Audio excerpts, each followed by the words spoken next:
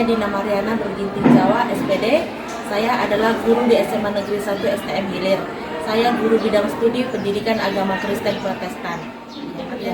Tema yang saya angkat untuk materi hari ini yaitu menjadi pelaku kasih dan perdamaian. Iya, mengapa saya mengangkat tema ini atau mengangkat materi ini kepada anak sekolah menengah atas supaya anak SMA dapat menjadi pelaku kasih dan dapat membawa damai dimanapun ia berada, baik di lingkungan sekolah, lingkungan keluarga, maupun lingkungan tempat dia tinggal. Karena kebanyakan anak-anak muda sekarang ini sudah tidak banyak lagi yang melakukan perdamaian. Ya, tujuan saya mengangkat materi ini yaitu supaya anak-anak SMA menengah atas dapat menjadi pelaku membawa perubahan perdamaian di lingkungan sekolah, lingkungan tempat tinggal, dan di tengah-tengah keluarganya. Iya, inilah yang bisa saya sampaikan materi hari ini. Sekian dan terima kasih. Kurang lebihnya saya mohon maaf. Shalom. Teman-teman, sebelum kita berdoa, kita menyanyi segala puji syukur 1, 2, 3 ya. Segala puji syukur hanya bagimu Tuhan. Sebab Kau yang layak dipuja.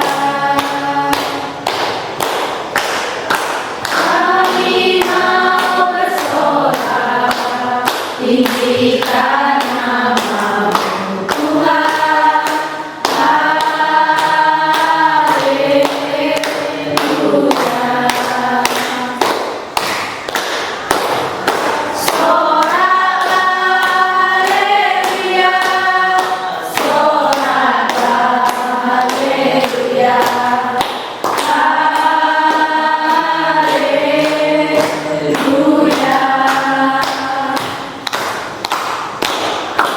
Soraklah haleluya, soraklah haleluya,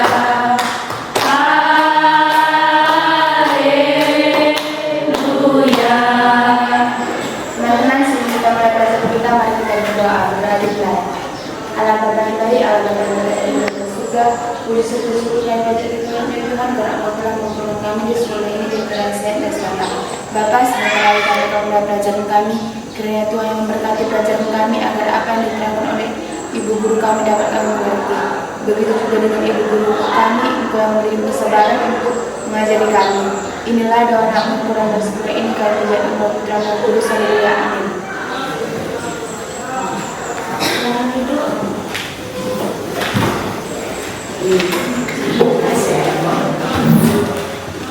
Selamat pagi anak-anak itu semua.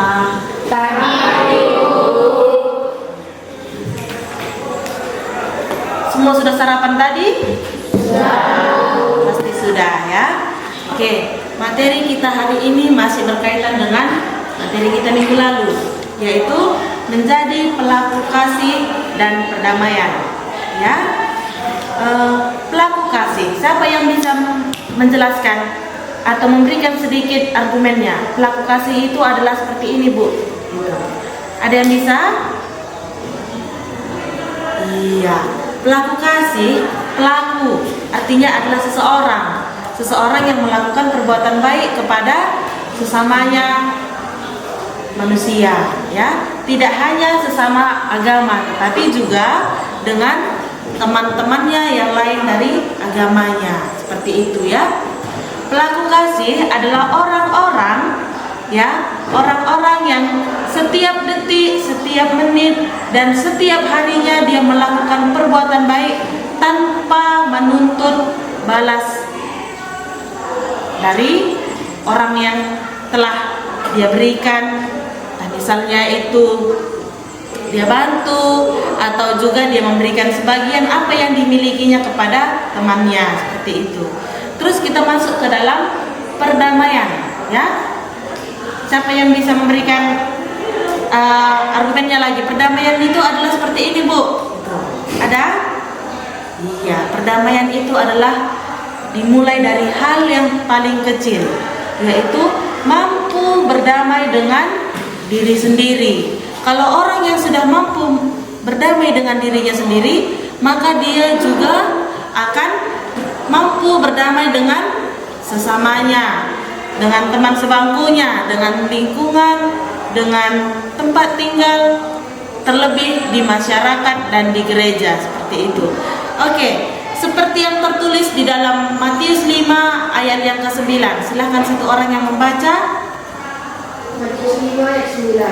Berbahagialah orang yang membawa damai, karena mereka akan disebut anak-anak Allah. Iya, katanya di Matius 5 ayat 9, berbahagialah orang yang membawa damai, ya, karena mereka disebut sebagai anak Allah. Ya, yang disebut sebagai anak Allah itu siapa? Kalian, ibu, orang-orang yang membuat perbuatan baik, ya. Terus Bu, bagaimana dengan orang-orang yang sering cabut, orang-orang yang sering rokok, orang-orang yang sering ikut balapan liar? Apakah mereka sudah juga berdamai? Sebenarnya mereka juga mau berdamai dengan dirinya sendiri, tetapi karena pergaulan, karena ikut-ikutan, maka dia tidak mampu melakukan perdamaian dengan dirinya sendiri, sehingga apa yang terjadi, dia sering ikut balapan liar, sering cabut dari sekolah, apalagi merokok di lingkungan sekolah. Di sini ada kak yang sering merokok? Nggak ada. Bagus untuk kelas ini, tingkatkan ya. Oke, untuk berikutnya silahkan baca Roma 12 ayat yang ke-18. Satu orang. 12 ayat 18. Dapat-dapatnya kalau hal itu bergantung padamu, hiduplah dalam perdamaian dengan sesama orang. Iya. Bisa dibaca sekali lagi nakku? Sedapat-dapatnya kalau hal itu bergantung padamu, hiduplah dalam perdamaian dengan semua orang. Sudahkah kalian hidup berdamai dengan teman sebangku kalian? Sudahkah kalian mampu hidup berdamai dengan lingkungan sekolah kita ini? Sudah. Walaupun sekali-sekali belum, ya, masih suka terpengaruh. Terus berikutnya, sudahkah kalian mampu berdamai dengan diri kalian sendiri, mampu menerima kenyataan bahwa kalian itu manusia yang memiliki kekurangan, masih berusaha, ya. Iya, jadikanlah kekurangan kalian itu motivasi untuk semangat ke depannya. Kalau dia aja bisa, kenapa aku enggak? Ya, gitu harus ya. Terus kalau ada kelebihan yang kalian miliki, misalnya si Mia Hartanta punya kelebihan dia kelebihannya pintar di bidang matematika, jago berhitung dia. Terus si Saud, ya, untuk menghitung 5 kali 10 aja dia masih harus pakai tulis tangan. 1, 2, 3, 4, 5, 6 sampai 10 ditulisnya. Ya. Terus jangan dijadikan itu untuk aja kesombongan, tapi jadikan kelebihan kalian itu sebagai acuan untuk mengajari kawan kalian tadi yang memiliki kekurangan dari segi hitung-menghitung, ya. Begitu pula dengan sebaliknya, ya, yang memiliki kekurangan tadi, janganlah ciut hatinya.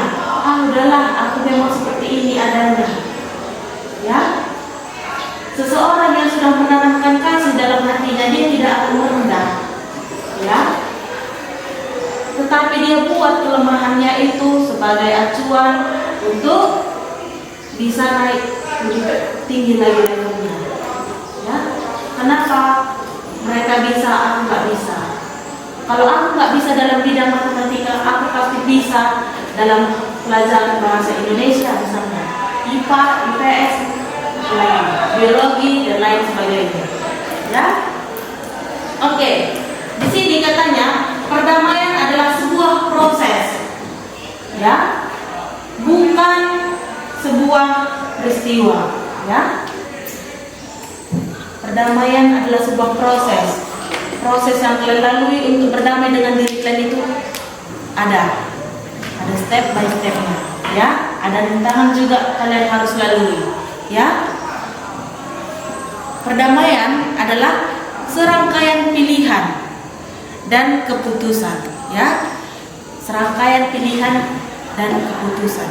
Mau berdamai dengan diri sendiri, itu bagus. Itu adalah keputusan yang paling tepat juga. Ya. Tapi kalau kalian tidak mau berdamai dengan diri kalian sendiri, harus tahu kalian apa penyebabnya, apa yang terjadi. Ya. Oke. Kita masuk ke yang berikutnya, yaitu agama-agama dan kerinduan akan damai. Ya. Yudaisme, ya, atau agama Yahudi, dia mempunyai konsep shalom yang berarti damai sejahtera yang didasarkan Allah kepada manusia dan upaya manusia untuk membangun kehidupan yang lebih baik bersama orang-orang di sekitarnya. Ya, kehadiran agama-agama dan umatnya tidak secara otomatis menghasilkan kasih dan perdamaian. Ya, manusia perlu berusaha dengan sungguh-sungguh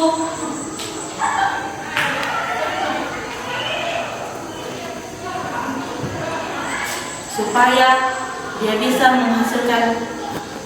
membawa perubahan ke lebih baik lagi, seperti itu. Ya, oke.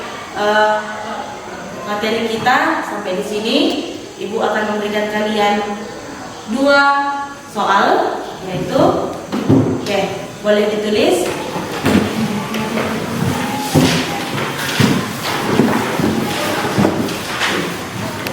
Soal yang pertama yaitu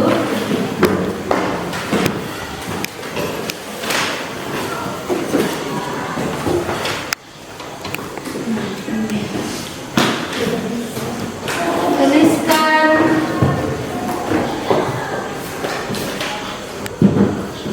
arti perdamaian menurut pendapat kamu sendiri.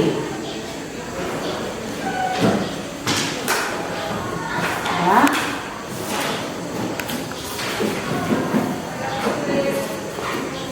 Tuliskan arti perdamaian menurut pendapat kamu sendiri.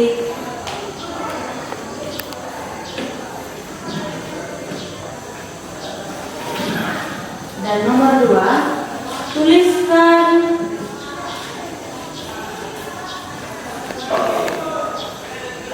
makna apa yang bisa kamu petik dari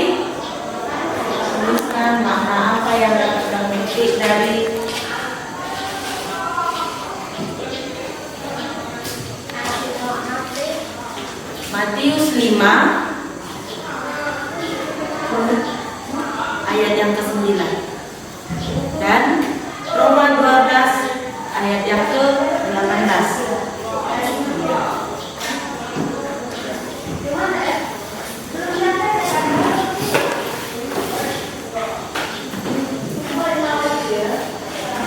Oke, hanya 2 soal, silahkan dikerjakan. Ibu kasih kesempatan mengerjakannya di pada sini. Oke, sudah selesai? Sudah. Oke, kalau sudah selesai, siapa yang bersedia membacakannya? 1 orang ke depan, yang nomor 1 tadi. Ayo. Saya Bu. Oke, saya stres. Aku. Silahkan maju, ayo. Baca dengan suara yang keras dan tegas. Ya, Rizky? 1. Tuliskan arti perdamaian menurut pendapat kamu sendiri. Perdamaian adalah segala hal yang membahas mengenai pencapaian kesejahteraan hidup manusia melalui keadaan dan kondisi damai. Pemaknaan perdamaian ditentukan oleh sudut pandang manusia mengenai dunia. Perdamaian dapat dicapai oleh politikus untuk tujuan pencegahan konflik. Sekian. Ada yang sama jawabannya dengan Rizky? Oke, silakan dulu Rizky. Oke. Kita masuk ke tugas yang kedua. Soal yang tadi Ibu kasih. Siapa yang mau membacakannya ke depan 1 orang? Ayo. Nadia, silakan maju ke depan. Yang lain 2. Tuliskan makna apa yang dapat kamu petik dari Matius 5 ayat 19 dan Roma 12 ayat 18. Dalam Matius 5 ayat 9 yang dapat saya petik ialah, hendaklah setiap orang membawa damai supaya dapat menerima berkat yang sangat luar biasa yang datangnya dari Tuhan.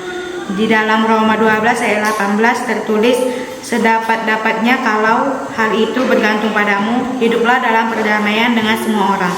Melalui nats ini, saya dapat memahami bahwa dimanapun saya berada, saya harus membawa kedamaian supaya orang-orang dapat nyaman di dekat saya. Oke, silahkan duduk ke tempat duduknya. Ada yang jawabannya sama? Ada. Atau hampir sama? Ya, mungkin sama semua jawabannya. Oke, demikianlah materi yang Ibu bawakan hari ini. Semoga dapat dipergunakan, dipelajari, dan dijalankan di dalam kehidupannya sehari-hari. Ya, ada lagi yang bertanya? Berarti sudah paham semua ya? Sudah. Itu sekian materi kita hari ini. Terima kasih. Sama-sama.